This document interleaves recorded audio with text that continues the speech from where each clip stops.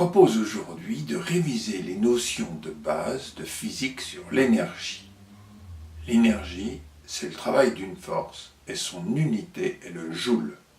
Le joule qui correspond au travail d'une force d'un newton qui se déplace d'un mètre dans sa direction est une unité assez petite. C'est approximativement l'énergie qu'il faut dépenser pour ramasser une pomme sur le sol et la mettre sur la table. La puissance correspond à de l'énergie développée pendant un certain temps. Elle s'exprime en watts. Le watt correspond à une force d'un joule qui s'exerce pendant 1 seconde, ou alors de 10 joules pendant 1/10 de seconde. Ainsi, la pomme portée du sol à la table pendant 1 seconde demande une puissance d'1 watt. Les électriciens utilisent couramment le kilowattheure comme unité d'énergie. Par rapport au joule, un wattheure en contient 3600 comme le nombre de secondes en 1 heure.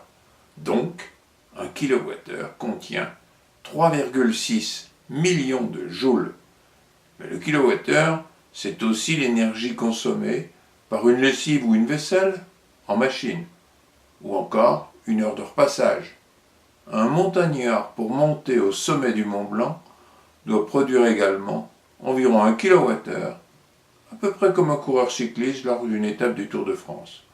Autant dire que les cyclistes de nos villes doivent se déplacer plusieurs jours pour produire cette quantité.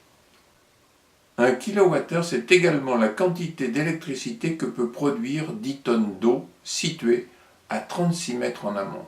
C'est aussi la chaleur que peut produire un verre d'essence. Dans nos centrales nucléaires, il suffit d'1/10 de gramme d'uranium pour produire cette même quantité d'énergie électrique.